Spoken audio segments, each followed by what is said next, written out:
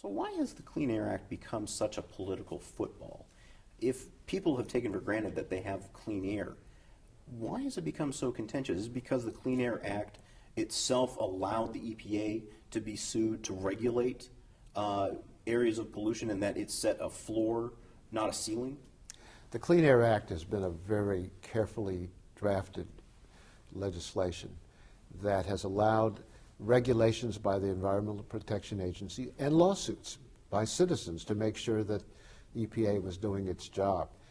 And there have been a lot of different issues that have come up since 1970, new situations that we never envisioned in the beginning. But the flexibility given to EPA to look at new situations, to revise the regulations based on science, to handle problems that we didn't quite understand in 1970, but realized were a problem in the 1990s and after. EPA has been able to deal with the problem, and I think quite successfully. Now, EPA regulation has always been controversial, as has the Clean Air Act itself when we were legislating. I remember testimony over the years from, let's say, 1981 to 1990, when we finally adopted revisions of the law. And in 1981, there was an effort by President Reagan and even some of the Democrats to support an industry coalition that would have gutted the Clean Air Act. So we were facing a demise of a very successful law. In 1990, we passed the revisions that made it even more successful. But it took us almost 10 years to get to that point. And during that 10-year period, I remember testimony from the air conditioning people who said it was certain that we wouldn't be able to have air conditioning in hospitals and hotels and big facilities. It was certain, they said, but it turned out to not be true. We heard from the motor industry, the motor vehicle industry, that they couldn't possibly even come up with a car that can meet these tighter standards. And the technology wasn't even on the horizon. And then 4 years after we adopted the law, they were meeting the standards for tighter fuel emissions reductions from automobiles. We've seen this over and over again. In fact, a lot of our industry complained about EPA and complained about the Clean Air Act, but when they had to make the actions that would accomplish those goals, they became more efficient, more competitive, more successful. And I think we have to keep that history very much in mind as we now look at another attack on the Clean Air Act and the environmental laws as the Republicans take control of the House of Representatives and a larger say in the Senate, where they held the environmental laws out as a threat, when in fact the environmental laws have not been a threat to our economic development. They've shown that it's not a choice between economic growth and environmental protection. The two go hand in hand. Let me take you back to 1981, because Governor Reagan obviously came from California. He saw the impact of what the cleaner environment was, and yet, and when he took power, proceeded to do exactly what you said, weaken the Clean Air Act. Try to. How were you able to fight back against that? What kind of tactics did you use? That was obviously 20, 30 years ago, but what did you have going for you that allowed people to actually say, this is not a direction we want to go?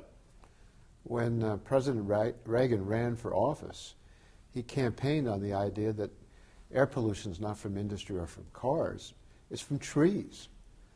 He was poorly informed, even though he came from California, about the air pollution problem, and sided with the industry groups that were telling him that they shouldn't have to meet regulatory requirements. It would cost them money. They said it would cost them jobs. It would hurt the economy. And he bought that line. What we did in that period of time in 1982 to stop the bill he was supporting is to recognize that if you gave a break to the autos to pollute more, if you gave a break to the other industry sites to pollute more, if everybody could pollute more, the loser, of course, was going to be those who breathe in more air pollution, because it was going to increase the air pollution and make it impossible to ever achieve the goals of healthy air for for the country.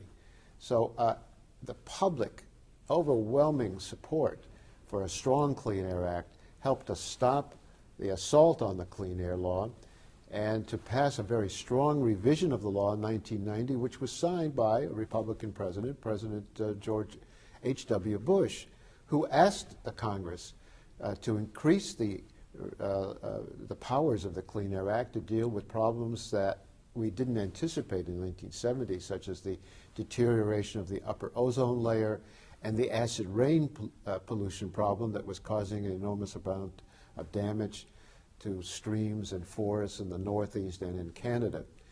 In fact, that acid rain issue is a good one to pay attention to, because when we are trying to get legislation through to cut the pollution, the sulfur emissions from the power plants, particularly in the Midwest, the power plant lobbyists and representatives came in and said we would destroy the ability to develop electricity and to bring it to the people in the Midwest, and it would cause an enormous amount of disruption.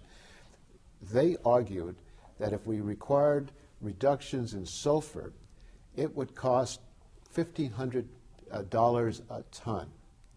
We put in a cap and trade program saying we want these reductions reduced to a certain level, and the industry could figure out how to do it, but they had to do it.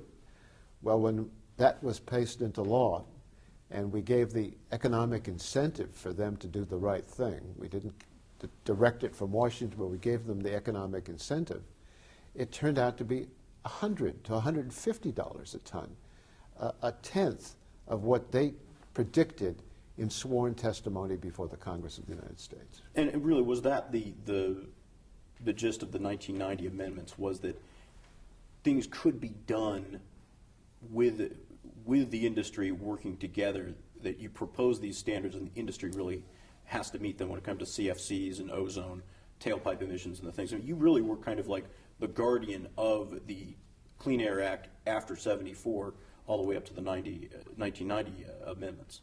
Well, we adopted some revisions in 1977, but the big fight was resolved in 1990, and we haven't changed the Clean Air Act substantially since then.